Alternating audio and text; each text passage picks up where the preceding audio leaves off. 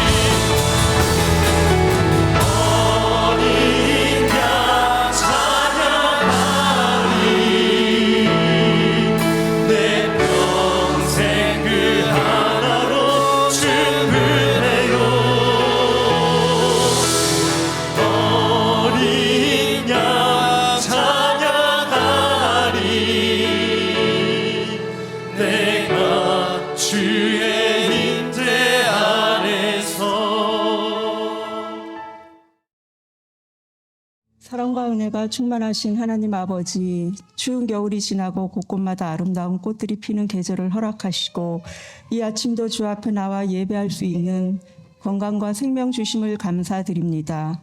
나무들도 꽃을 피워 하나님께 영광과 찬양을 돌리듯이 저희들도 감사의 고백으로 영광과 찬양 드리기를 원하오니 이 예배를 받아 주시옵소서. 한 주간의 삶에서도 죄를 이기고 주님의 뜻을 씹는 삶을 살아야 함에도 불구하고 늘 죄 짓는 일에 익숙한 저희들이었음을 고백합니다. 십자가 보혈의 은혜로 용서하여 주시옵소서. 하나님의 사랑을 받을 만한 선함이 없음에도 하나님의 무한하신 사랑이 저희들을 늘 감싸고 계심을 감사드리며 이 시간 저희 안에 충만히 임재하셔서 하나님 앞에서 새로워지기 원하는 저희들의 마음을 받아주시고 약속하신 은혜를 체험하는 오늘 예배가 되기를 간절히 원합니다. 주님의 보혈 위에 세워진 교회를 위해 기도합니다. 교회를 생각할 때마다 감사한 마음을 주시고 여러모로 힘들고 어려운 이 시기에 저희 교회를 향하신 하나님의 뜻이 무엇인지를 분별할 수 있는 교회 되게 하시고 주님의 형상을 분명하게 드러내며 온갖 말과 형식이 가득한 이 시대에 하나님의 나라는 말에 있지 아니하고 능력에 있다고 하셨사오니 주님의 능력으로 맡기신 사명을 잘 감당하는 교회로 더욱더 성장해 갈 수 있도록 인도하여 주시옵소서. 교회를 떠나는 젊은이들이 많아지는 가운데 우리의 자녀 세대들이 믿음 위에 든든히 세워지기를 기도합니다. 교회 학교의 양육과 부모 세대인 저희들의 기도와 관심으로 신앙 안에서 잘 훈련되어지고 세상 속에서도 믿음의 동역자, 기도의 동역자들을 많이 만나게 하사 한 명 한 명이 영적 리더가 되어 빛과 소금의 역할을 잘 감당하는 비전의 자녀들로 자라나는 축복을 허락하여 주시옵소서. 오늘도 주의 종을 통해 선포되는 말씀이 우리의 생각과 행동과 삶이 변화되는 능력의 말씀이 되게 하시고 그 말씀으로 승리하며 살아가는 새로운 한 주간 되게 하여 주시옵소서. 이 시간 드려지는 예배가 주님께만 영광이 되게 하시고 오늘만이 아닌 날마다의 삶이 주님 앞에 예배가 되게 하여 주실 것을 믿습니다. 예배의 모든 순서를 주님께 맡겨드리며 우리를 사랑하사 목숨까지 내어주신 예수 그리스도 이름으로 기도드립니다. 오늘 식사 후에 2시에 목양실에서 우리 협력회의 하도록 하겠습니다. 우리 리더십이 모여서 협력회의 할 때 잘 할 수 있도록 또 기도해 주시기 부탁드립니다. 제가 다음 주 금토일 주말에는 멜번 한인교회 중고등부 캠프에 가서 복음 전도하고 오겠습니다. 여러분들의 기도가 필요합니다. 많이 기도해 주시고 함께 기도로 동참해 주십시오. 그래서 다음 주 주일 예배는 우리 이동훈 부목사님께서 설교해 주실 예정이고요. 이번 주 예배 안내 보시면 제가 화요일, 수요일까지 말씀 전도하고 목요일부터 우리 부목사님께서 해주시겠습니다.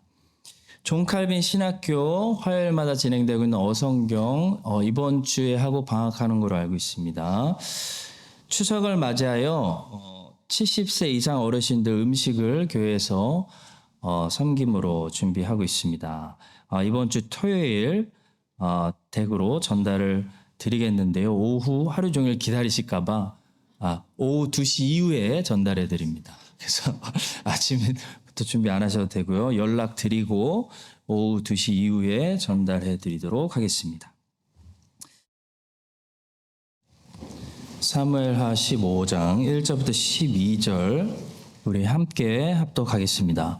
그 후에 압살롬이 자기를 위하여 병과 말들을 준비하고 호위병 50명을 그 앞에 세우니라. 압살롬이 일찍 일어나 성문 길 곁에 서서 어떤 사람이든지 송사가 있어 왕에게 재판을 청하러 올 때 그 사람을 불러 이르되 너는 어느 성읍 사람이냐 하니 그 사람의 대답이 종은 이스라엘 아무 지파에 속하였나이다 하면 압살롬이 그에게 이르기를 보라 내 일이 옳고 바르다마는 내 송사를 들을 사람을 왕께서 세우지 아니하셨다 하고 또 압살롬이 이르기를 내가 이 땅에서 재판관이 되고 누구든지 송사나 재판할 일이 있어 내게로 오는 자에게 내가 정의 베풀기를 원하노라 하고 사람이 가까이 와서 그에게 절하려 하면 압살롬이 손을 펴서 그 사람을 붙들고 그에게 입을 맞추니 이스라엘 무리 중 왕께 재판을 청하러 오는 자들마다 압살롬의 행함이 이와 같아서 이스라엘 사람의 마음을 압살롬이 훔치니라. 4년 만에 압살롬이 왕께 아뢰되 내가 여호와께 서운한 것이 있사오니 청하건대 내가 헤브론에 가서 그 서원을 이루게 하소서.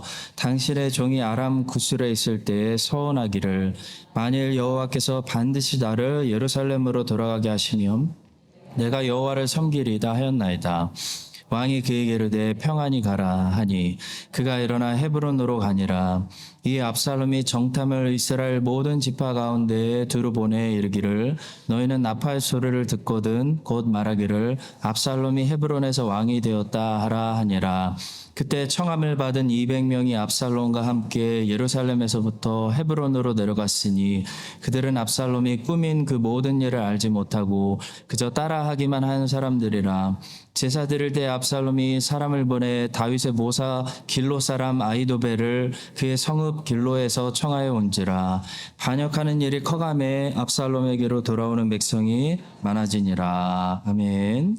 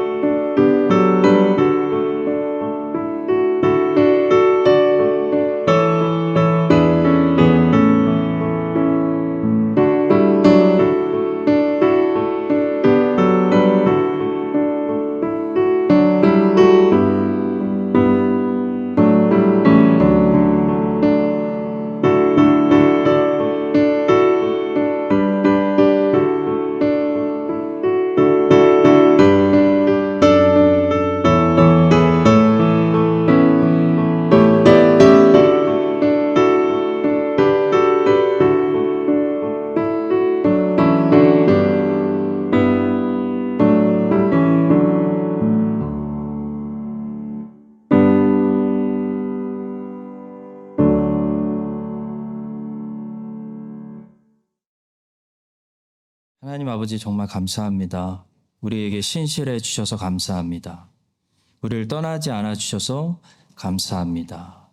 하나님의 언약을 지켜주셔서 우리의 소망이 있습니다. 주님, 변해가는 무너지는 세상 속에서 주의 백성들을 보존하시고 견인하시고 또 인도해 주심을 찬송드립니다.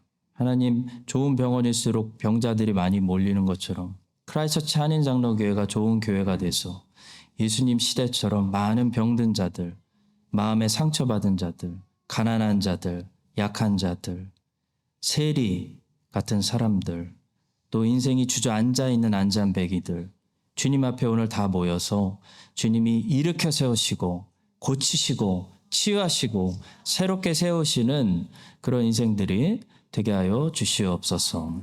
지난 한 주간도 주의 백성들이 여러 가지 모양으로 주신 달란트, 은사, 또 시간, 몸 바쳐서 헌신했습니다. 주님 헌금과 함께 드리오니 받아주시고 우리의 기도도 잊지 마시고 우리의 눈물도 거기 같이 넣어드립니다. 주님 우리의 꿈과 소원도 넣어드립니다. 주님 받아주시고 선하신 대로 하나님께서 주의 백성들에게 이번 한 주간 월화수목금토 하루하루 응답하여 주시옵소서. 성가대가 예수 그리스도를 찬양합니다. 주님의 영광을 눈이 열려 보게 하여 주시고 온전히 주님의 말씀이 우리에게 열려서 그리스도의 영광만 보이는 귀한 말씀의 시간 되게 하여 주시옵소서. 감사하며 예수님의 이름으로 기도합니다.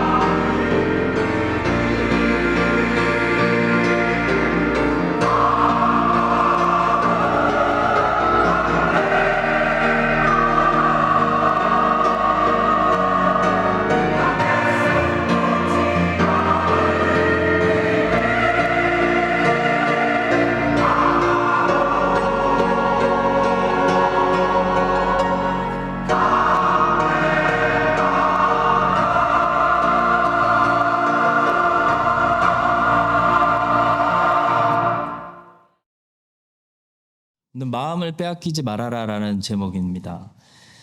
사무엘하 15장은 압살롬의 반역이 일어나서 압살롬이 자기가 왕이라고 사람들을 선동하고 유혹하는, 그래서 이스라엘이 분열이 일어나서 어떤 사람들은 다윗을 여전히 왕으로 따르고 어떤 사람들은 미혹을 받아서 이 압살롬을 왕으로 따르는 그런 이야기인데요. 여러분, 이 이야기를 들으시면서 무엇을 보셔야 되냐면 예수 그리스도의 이야기를 보셔야 돼요. 하나님께서 예수 그리스도를 왕으로 삼으셨는데 많은 사람들이 미혹을 받아가지고 마귀를 왕으로 따르는 그런 영적인 일들이 실제로 이 이야기처럼 오늘도 벌어지고 있다는 사실을 우리가 봐야 됩니다. 그러니까 본문에서 이스라엘의 진짜 왕인 다윗은 세상의 진짜 왕이신 예수 그리스도의 모형이고요. 본문에서 사람들을 미혹해서 자기를 왕으로 따르게 하는 압살롬은 마귀와 적 그리스도의 모형인 거죠. 여러분, 성경은 말세에 많은 사람들이 미혹을 받아가지고 이 사탄이 세우는 적 그리스도를 따를 것이다, 따라간다 라고 말씀하고 있습니다. 요한계시록 13장 3절 보십시오. 그의 머리 하나가 상하여 죽게 된 것 같더니 그 죽게 되었던 상처가 나음에 온 땅이 놀랍게 여겨 짐승을 따르고, 온 땅이 짐승을 따른다. 데살로니가후서 2장 3절과 4절. 누가 어떻게 하여도 너희가 미혹되지 말라. 먼저 배교하는 일이 있고 저 불법의 사람 곧 멸망의 아들이 나타나기 전에는 그날이 이르지 아니하리니 그는 대적하는 자라. 신이라고 불리는 모든 것과 숭배함을 받는 것에 대항하여 그 위에 자기를 높이고 하나님의 성전에 앉아 자기를 하나님이라고 내세우느니라. 또 다니엘 9장 26절에는 이 세상 왕에 대해서 이렇게 기록되어 있습니다. 62 일의 후에 기름 부음 받은 자가 끊어져 없어질 것이며 장차 한 왕의 백성이 와서 그 성읍과 성소를 무너뜨리려니와 그의 마지막은 홍수의 휩쓸림 같을 것이며 또 끝까지 전쟁이 있으리니 황폐할 것이 작정되었느니라. 그리고 마지막으로 우리 주님께서는 어떤 말씀을 남기셨냐면 내가 하는 이 말은 잘 안 들으면서 적 그리스도가 하는 말은 잘 들을 거다. 많은 사람들이 듣고 따라갈 거다. 이런 말씀하셨어요. 나는 내 아버지의 이름으로 왔음에 너희가 영접하지 아니하나 만일 다른 사람이 자기 이름으로 오면 영접하리라. 자, 이스라엘의 많은 사람들이 이 압살롬의 미혹을 받아가지고 다윗을 버리고 압살롬을 따라가다가 이제 몇 잠만 지나면 어떻게 되냐면 망했습니다.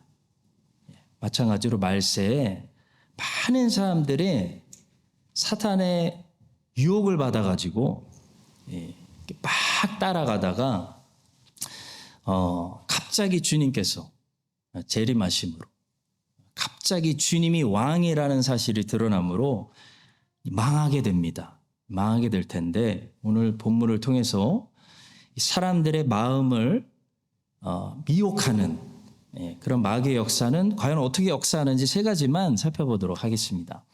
자, 첫째로 마귀가 사람들의 마음을 빼앗아서 자기를 따르게 하는 그 유혹은요, 외모라는 수단을 통해서 역사한다는 거죠. 외모. 이게 마귀의 방법입니다. 자, 성경이 다윗을 우리에게 소개할 때는 항상 다윗의 중심을 보여줍니다. 다윗의 중심을 칭찬하고 다윗의 속사람, 다윗의 마음, 이걸 우리에게 보여주는데요. 성경이 압살롬을 우리에게 소개할 때는 처음부터 성경은 압살롬의 외모에 초점을 맞추고 있어요. 사무엘하 14장 25절과 26절입니다. 온 이스라엘 가운데서 압살롬같이 아름다움으로 크게 칭찬받는 자가 없었으니 그는 발바닥부터 정수리까지 흠이 없음이라. 세상에 발바닥도 잘생겼대요. 그의 머리털이 무거움으로 깎았으며 그의 머리털을 깎을 때 그것을 달아본즉 그의 머리털이 왕의 저울로 200세겔이었더라. 쓸데없는 머리털 얘기하고 있는 거죠. 여러분 어떤 사람을 생각할 때 그 사람의 헤어스타일만 생각나는 사람 있죠? 그 사람 있잖아. 그 머리 이상한 사람. 압살롬이 바로 그런 사람이었어요. 사람들이 압살롬을 이야기할 때 제일 많이 이야기하는 것이 어디였냐면 압살롬의 외모였어요. 특히 머리털. 반면에 성령이 다윗을 우리에게 처음 소개시켜 줄 때 사무엘이 그 다윗의 형들의 외모를 보고 막 감탄하고 있을 때 하나님은 우리가 평생 잊을 수 없는 엄청난 말씀을 하셨죠. 이것이 다윗이 성경에 처음 등장할 때 하나님께서 사무엘을 책망하시면서 선포하시는 말씀입니다. 여호와께서 사무엘에게 이르시되, 여기서 그는 다윗의 형들을 말합니다. 엘리압을 말하죠. 그의 용모와 키를 보지 말라. 내가 이미 그를 버렸노라. 내가 보는 것은 사람과 같지 아니하니 사람은 외모를 보거니와 나 여호와는 중심을 보느니라. 이러면서 다윗이 처음으로 성경에 나타나요. 그러니까 압살롬은 외모가 아름다운 사람이고 다윗은 하나님이 보시는 중심이 아름다운 사람입니다. 여러분 말세에 사탄이 우리의 마음을 무엇으로 쉽게 낚아채냐면 아주 쉽게 탁 낚아채요. 바로 외모예요. 외모. 외모를 사용합니다. 눈에 보이는 아름다운 것들. 여기에 많은 사람들의 마음이 그냥 쉽게 빼앗긴다는 거죠. 워런 위얼스비 목사님은 이 다윗과 압살롬을 아주 탁월하게 비교하시면서 이렇게 불렀습니다. 다윗은 영웅이고 압살롬은 연예인이다. 멋지죠? 여러분 압살롬은 연예인이에요. 연예인. 압살롬은 자기 이미지 메이킹을 성공한 사람이에요. 그걸로 사람들의 마음을 빼앗았습니다. 다윗은 히어로입니다. 다윗은 이스라엘의 전쟁 영웅이고 히어로예요. 영웅이기 때문에 전쟁의 승리와 멋진 희생과 봉사를 통해서 백성들의 마음을 얻은 거거든요. 근데 압살롬은 연예인이라서 이미지 메이킹을 성공해서 사람들의 마음을 얻었어요.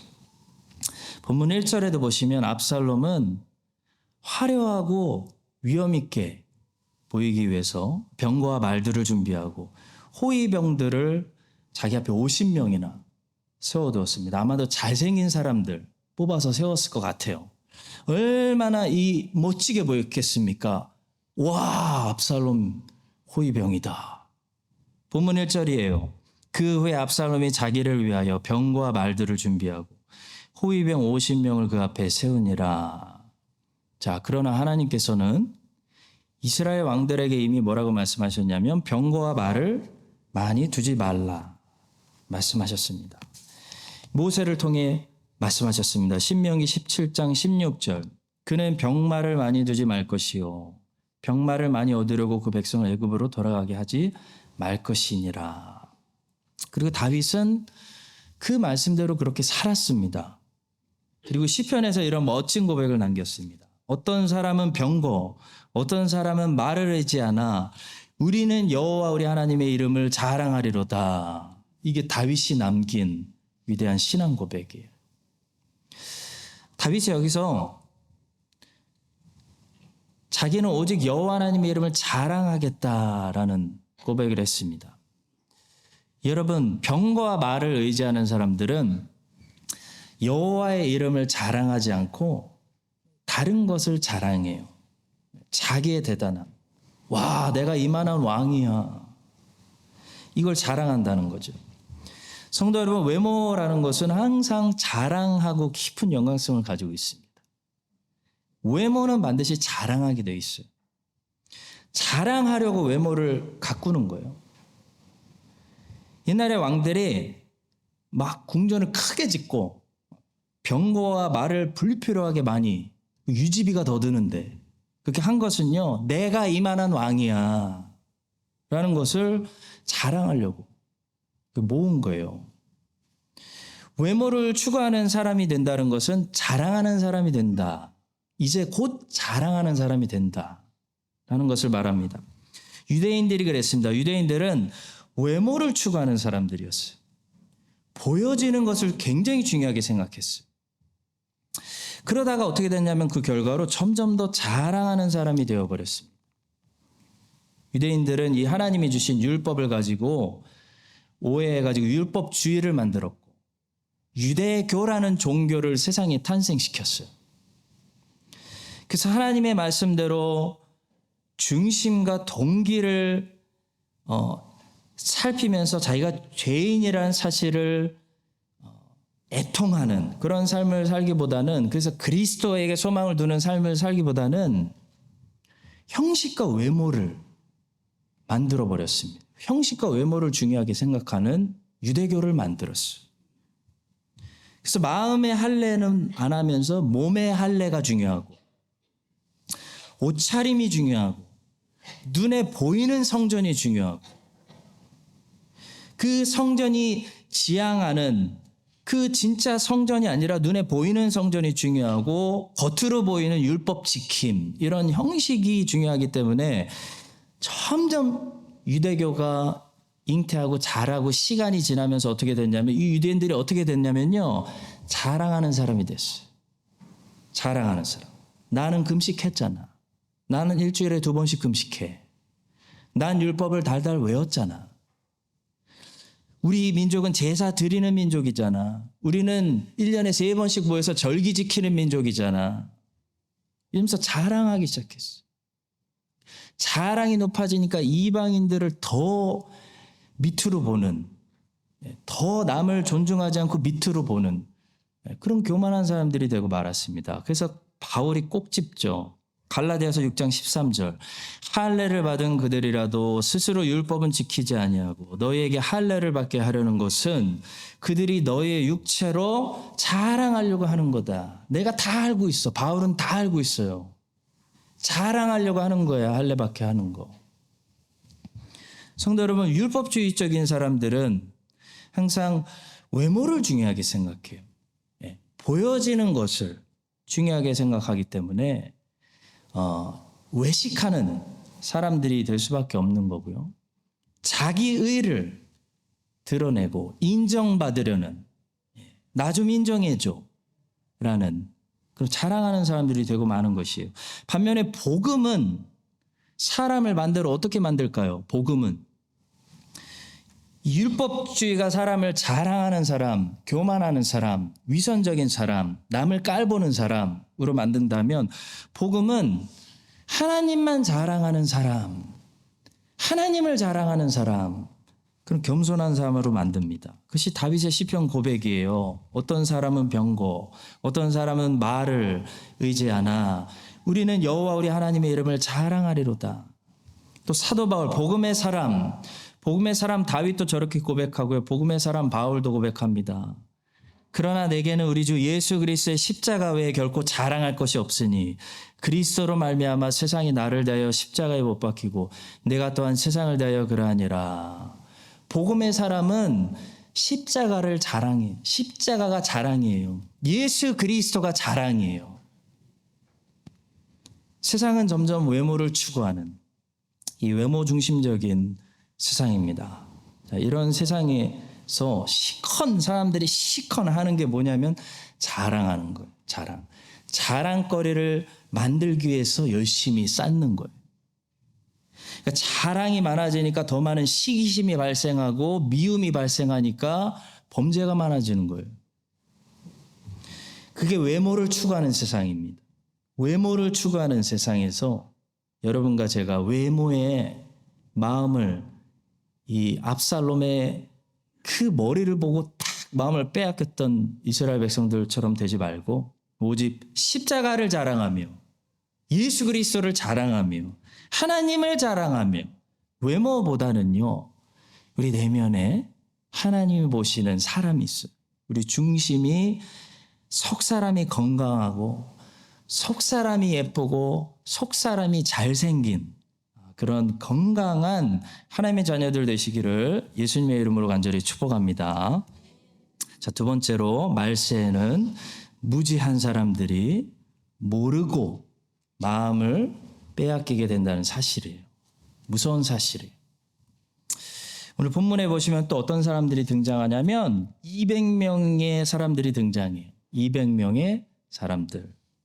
이 200명이나 되는 많은 사람들이 어쩌다가 압살롬의 반란이 일어나는 곳에 있게 되는지 11절에 이렇게 말씀합니다.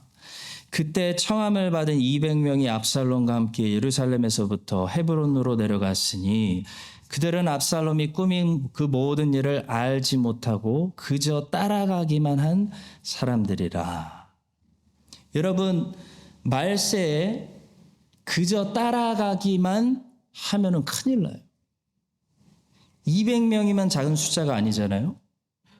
마찬가지로 말세에 다수의 사람들이 어떻게 되냐면 알지 못하고 그저 따라가기만 하다가 하나님을 대적하게 돼.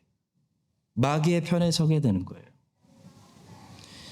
말세에 우리가 절대로 하시면 안 되는 일이 있어요. 바로 모르고 그냥 따라가는 일이에요. 다수가 절로 가니까 따라가는 사람.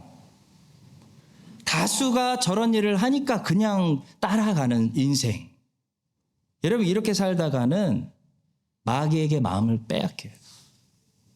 그래서 압살롬을 나도 모르게 왕으로 지지하고 하는 인생. 하나님을 향한 뜻에 반역하는 인생. 그리스도를 대적하는 인생. 거기에 나도 모르게 어쩌다가 동참하게 된다고 거기에 서 있는 거예요. 얼마나 많은 사람들이 고의가 아니고 악의가 아니고 모르기 때문에 자기도 모르는 사이에 하나님께 반역하는 일, 기독교를 반대하는 일에 표를 던지고 동참하고 있는지 몰라요. 얼마나 많은 사람들이. 그래서 여러분, 신자는 알아야 돼요. 뭘 알아야 되죠? 무엇이 하나님이 기뻐하시는 뜻인지를 알아야 돼요. 무엇이 하나님께 그리스도를 대적하고 반역하는 일인지를 알아야 된다고요. 너희는 이 세대를 본받지 말고 오직 마음을 새롭게 함으로 변화를 받아 하나님의 선하시고 기뻐하시고 온전하신 뜻이 무엇인지를 분별하도록 하라. 마리아하고 요셉이 예수님을 키우다가 예수님을 한번 잃어버린 적이 있어요. 큰일 날 뻔했죠. 마리아하고 요셉에게 맡겨주신 일이라고는 예수 잃어버리지 않기. 이 딱 한 가지였거든요. 근데 마리아하고 요셉이 예수님 12살 때 잃어버린 거예요. 참 답답해. 이러면 안 되는데. 그때 그들은 이런 생각을 하고 있었습니다. 동행 중에 있는 줄로 생각하고. 여러분, 우리도 마리아하고 요셉처럼 예수가 우리와 동행 중에 있는 줄로 생각했는데 예수를 잃어버릴 때가 얼마나 많은지 몰라요. 하나님이 우리에게 맡겨주신 소명도 마리아와 요셉에게 맡겨준 소명하고 똑같아요. 이 땅에서 너희들 평생 예수 잃어버리지 마라. 이게 우리의 평생 소명입니다. 근데 예수님을 잃어버리지 않으려면요, 한 가지를 알아야 되는데 하나님의 뜻을 알아야 돼. 왜냐하면 예수님은 하나님의 뜻을 따르는 곳에 계시기 때문이에요. 하나님의 뜻을 구별하지 못하고 내가 그냥 가는 곳으로 움직이면서 예수가 저절로 동행 중에 있을 거라고 여러분 가정하시면 안 됩니다. 예수님은 저절로 동행하는 것이 아니고 우리가 하나님의 뜻을 따라 매일 주님을 구하고 찾고 두드리고 그분 안에 거할 때 주님이 동행하시는 거지.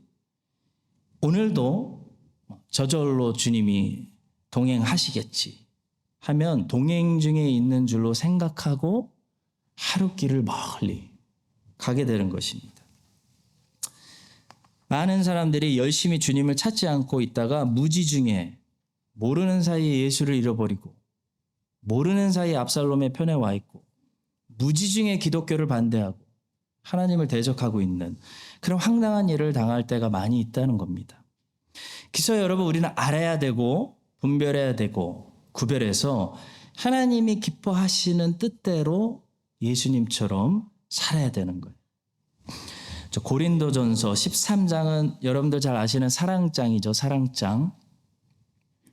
근데 유심히 보시면 이 바울은 그 사랑을 정의하기 위해서 긍정만 사용하는 것이 아니고 부정도 함께 사용하면서 긍정과 부정을 번갈아 가면서 사용해서 이 사랑을 정의하고 있습니다. 예를 들어 사랑은 땡땡땡을 하는 것입니다 라고 말하기도 하고 사랑은 땡땡땡을 하지 않는 것입니다 라고 말하기도 하면서 사랑이 뭔지를 정확하게 정의해 주고 있어요. 4절부터 7절까지만 제가 정리해 봤습니다. 한번 보시겠습니다. 사랑은 이런 거예요. 사랑은 오래 참는 겁니다, 여러분. 또 온유한 겁니다.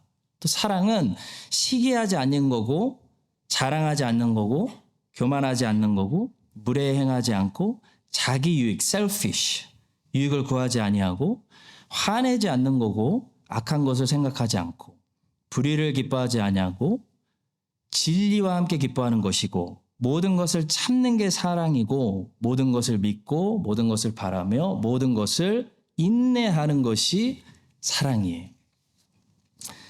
여러분 어떤 것에 정확한 의미를 전달하려면 그게 뭔지만 설명하면 부족해요. 어떤 게 그게 아닌지를 함께 설명해 주셔야 설명이 전달이 잘 됩니다.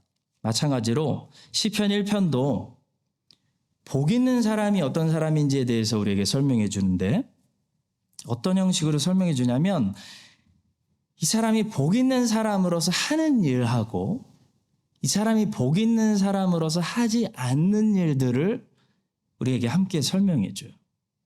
시편 1편 1절과 2절입니다. 복 있는 사람은 이런 일들을 안 한대요. 악인들의 꾀를 따르지 아니하며 죄인들의 길에 서지 아니하며 오만한 자들의 자리에 앉지 아니하고 복 있는 사람은 이런 일을 한대요. 오직 여호와의 율법을 즐거워하는 상태를 가지고 있고 그래서 율법을 주야로 묵상하는도다. 이게 복 받을 수밖에 없는 심령이 가지고 있는 영적인 상태인 거예요. 보니까 복 있는 사람은 하는 일보다 안 하는 일이 더 많네요. 여러분 세상이 악해질수록 의인은 하는 일보다 안 하는 일이 더 많아져야 정상이에요. 어차피 우리가 해야 되는 일은 정해져 있어요. 하나님을 사랑하고 이웃을 내 몸과 같이 사랑하는 거예요. 근데 세상이 악해질수록 우리가 하지 말아야 될 일들이 더 많아지는 거예요. 그래서 십계명도 보시면 인류가 부패했기 때문에 하라보다 하지 말라가 훨씬 많아요. 안식일을 거룩히 지켜라. 내 부모를 공경하라. 외에 나머지 8개는 다 하지 말라는 말씀. 하지마 하면 안 돼.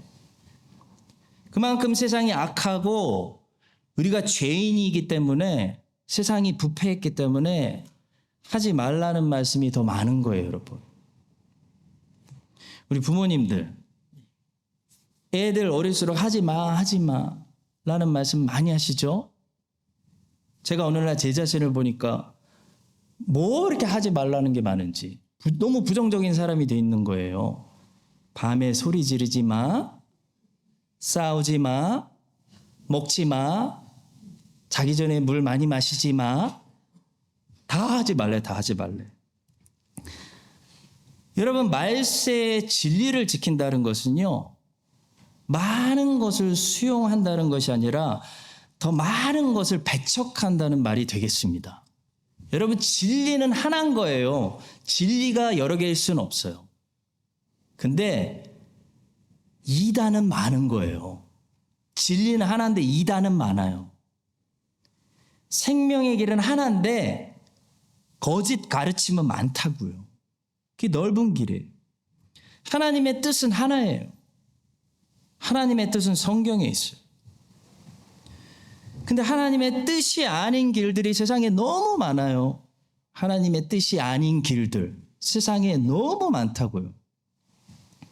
그러니까 우리는 이 길도 가보고 저 길도 가보고 이 얘기도 들어보고 저 얘기도 들어보고 종합해서 하나님의 뜻을 찾는 게 아니고 오직 성경을 기준으로 저 길 아니구나. 저 말은 틀린 말이구나. 많은 것들을 버려서 하나님의 뜻을 찾는 것입니다. 그것이 너희는 이 세대를 본받지 말고 오직 마음을 새롭게 함으로 변화를 받아 하나님의 선하시고 기뻐하시고 온전하신 뜻이 무엇인지 분별해야 된다라는 말씀의 의미입니다. 성도 여러분, 말세입니다. 이 말세 무식하고 모르면 선한 쪽에 서게 되는 것이 아니라 반드시 악한 쪽에 서게 돼요. 말세에 하나님의 뜻을 열심히 찾고 분별해내지 않으면요, 모르는 사이에 무지 중에 하나님의 뜻을 반역하는 그런 편에 와 있는 거예요. 여러분, 이 사실을 기억하시고 무지 중에 몰라서, 하나님의 뜻을 몰라서 예수님이 동행 중에 있는 줄로 알고 있다가 예수님 잃어버리지 마시고 열심히 분별하셔야 됩니다. 열심히 구별하셔야 됩니다.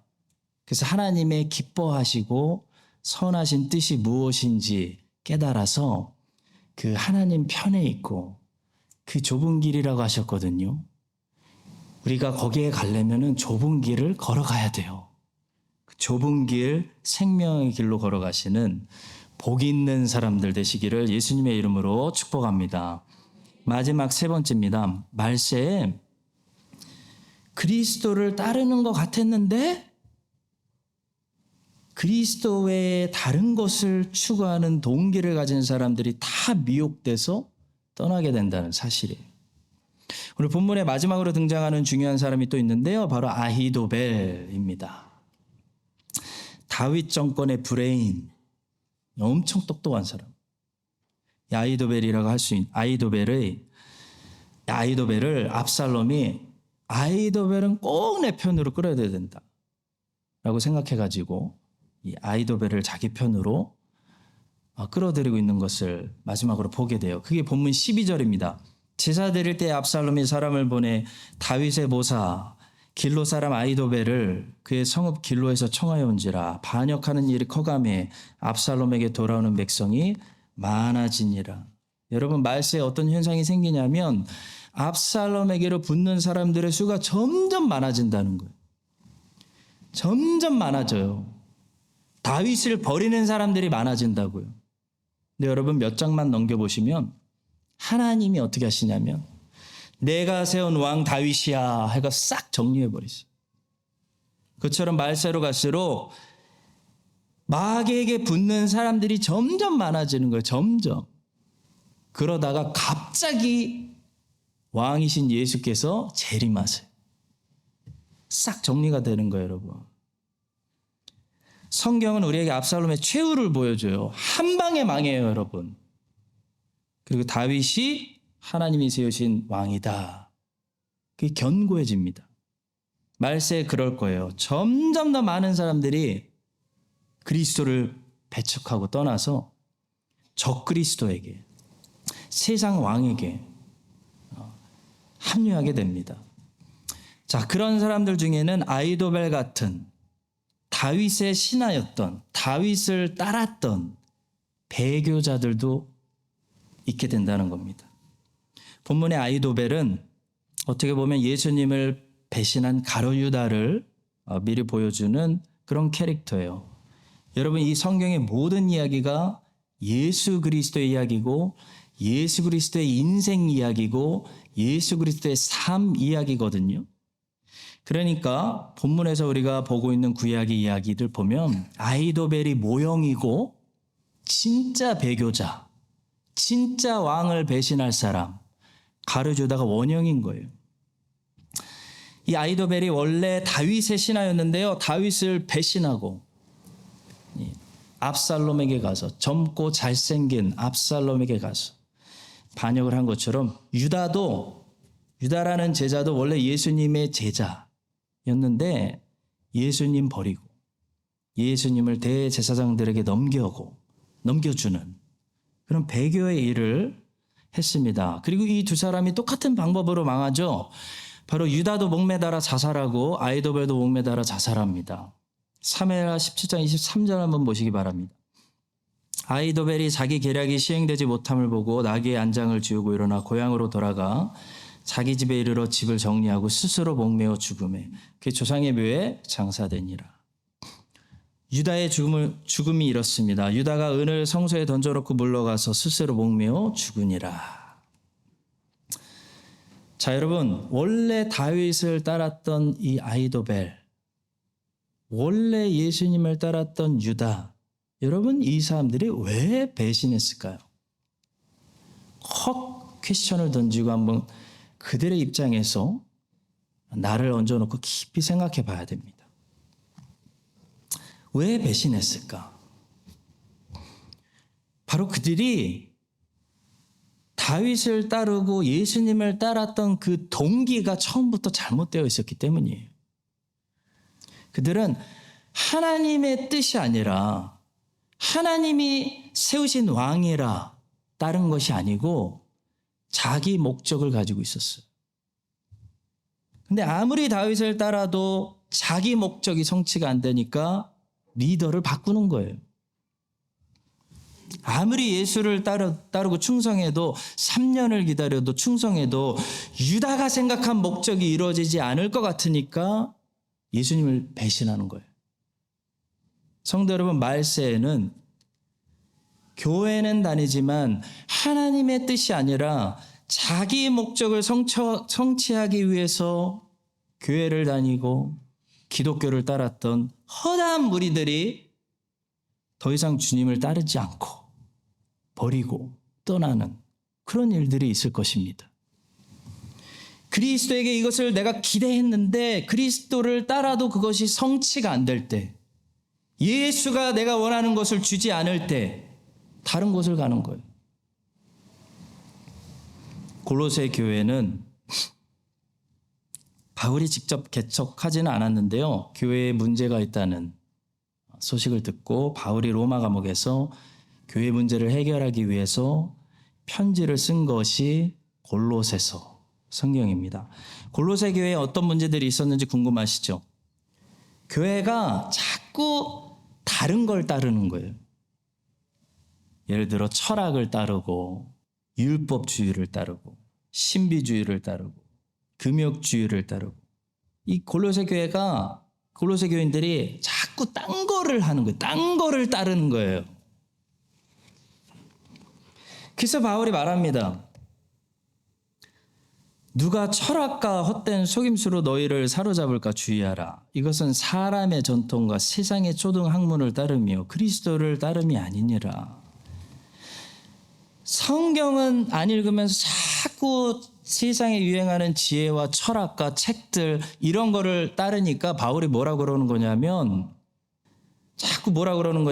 야, 그 철학과 그것이 이 진리에 비교하면 초등학교 학문의 수준이다 얘기하는 거예요. 16절, 그러므로 먹고 마시는 것과 절기나 초하루나 안식일을 이유로 누구든지 너희를 비판하지 못하게 하라. 무슨 말입니까? 골로새 교인들은 초하루 지키기, 안식일 지키기, 절기 지키기 같은 형식, 율법주의에 빠졌다는 거예요. 아무도 꾸며낸 겸손과 천사 숭배를 이유로 너희를 정죄하지 못하게 하라. 그가 그 본 것에 의지하여 그 육실의 생각을 따라 헛되이 과장하고, 골로새 교회에 얼마나 신비주의가 많아졌는지 꾸며내고, 그리스도가 여기 계신데 자꾸 천사에 관심을 두고 자꾸 환상을 봤다고 하고 그 환상 본 거를 의지해서 헛되이 과장했다, 꾸며내고 과장했다 책망하는 거예요. 그리고 너희가 세상의 초등학문에서 그리스도와 함께 죽었거든 어찌하여 세상에 사는 것과 같이 규례에 순종하느냐. 붙잡지도 말고 맛보지도 말고 만지지도 말라. 골로새 교인들은 당시 세상에서 유행했던 가장 핫했던 잘 나가는, 이렇게 하면 웰빙한데 라고 했던 금욕주의에 빠져가지고 만지지도 말고 먹지도 말고 붙잡지도 말라라는 그런 웰빙한다, 그런 가르침을 따르고 있었어요. 한마디로 골로새 교인들은 바울이 정확하게 진단하는데요. 이렇게 진단해요. 19절에 머리를 붙들지 아니하는지라. 골로새 교인들은 딴 거를 자꾸 했어요. 누가 머리예요? 그리스도가 교회의 머리예요. 그리스도를 붙들어야 되는데 그리스도를 붙들지 않고 딴 거 하면서 사이드 붙들면서 그리스도는 정작 붙들지 않았다라는 말씀입니다. 성도 여러분, 골로새서와 에베소서를 세트로 읽으라고 보통 권면을 해요. 왜냐하면 골로새서는 교회의 머리 대신 그리스도에 대해서 말씀하기 때문에 기독론을 다루고, 에베소서는 그리스도의 몸 된 교회에 대해서 말씀하기 때문에 교회론을 다루고, 그래서 골로새서와 에베소서를 같이 읽으면 교회의 머리와 그리스도의 몸 같이 읽을 수 있다 해가지고 두 서신을 세트로 보통 권장해 드립니다. 골로새 교인들의 문제는 그리스도인이 그리스도는 안 붙잡고 다른 걸 붙들었다는 겁니다. 제일 중요한 그리스도를 그리스도인이 붙들지 않으면서 옆길로 갔다는 거예요. 성도 여러분, 기독교인이 그리스도를 모르고 그리스도에게 관심이 없고 그리스도를 붙들지 않으면요, 그리고 봉사하고 교제하고 구제하고 상담하고 모여서 놀고 다른 거 하면요, 골로새 교인들처럼 잘못된 길로 계속 가는 거예요. 그리스도인들에게 제일 중요한 것은 예수 그리스도를 알고 예수 그리스도를 붙드는 것입니다. 유다가요, 3년 동안 그리스도를 따라다니면서도 다른 거 다 봤는데, 다 배웠는데 그리스도를 몰랐어요. 예수 그리스도를만 놓치고 다른 건 다 잡은 거예요. 교회에 나오면서도 그리스도 외에 예수는 모르는데 나는 목사님하고도 친하고 나는 봉사도 많이 하고 다른 거 다 하는 사람들은요, 말세에 갈수록 교회에 오기가 힘든 거예요. 다 떠나게 돼요. 어떤 사람이 질문을 했어요. 하나님이 나를 사랑하신다면 왜 답답하게 미리 내가 가야 할 일들을 좀 안 가르쳐 주십니까? 하나님이 미리 좀 말씀해 주시면 내가 인생을 더 잘 계획해서 살 수 있을 것 같은데, 여러분 그런 생각 안 해보셨어요? 하나님 좀 미리 알려주세요. 준비하게. 어떻게 생각하시나요? 하나님이 왜 미리 말씀 안 해주실까요? 뭐 미리 말해주면 우리가 게을러질까봐? 삐뚤어 나갈까봐? 현재에 충실하지 않을까봐? 그런 게 중요한 이유가 아니고요. 하나님이 우리에게 미리 우리가 가야 되는 길에 지도를 주시지 않는 이유는 하나님이 친히 안내자가 되어주시기 때문이에요. 이게 무슨 말씀인지 설명해 드리고 마치겠습니다. 미국의 어떤 유명한 목사님이 인도네시아 자바 섬에 가셨는데 길을 찾고 있는데 도저히 못 찾으시겠대요. 그래서 옆에 있는 현지인에게 손짓 발짓으로 여기 어떻게 가냐고 물어봤는데, 그 현지인이 막 아무리 설명을 해줘도 너무 길이 막 꼬불꼬불 많으니까 다 외우지 못하니까 못하겠다 했더니 이 현지인이 자기를 차에 태워달래. 그럼 자기가 같이 가서 그 목적지 내려다 주고 자기는 알아서 걸어오겠대요. 그래서 됐다고 하니까 아니래요. 인도네시아에서는 이제 이 오토바이가 많으니까 뭐 오토바이를 빌려 타든 그런 문화니까 자기가 데려다 주고 알아서 돌아오겠대요. 그래서 현지인이 차에 탔어요. 현지인이 차에 같이 타니까 여러분 미리 얘기해 줄 필요가 없는 거예요. 그때부터. 왜냐하면 거기 가서 여기서 왼쪽 하면 왼쪽으로 꺾으면 되고요.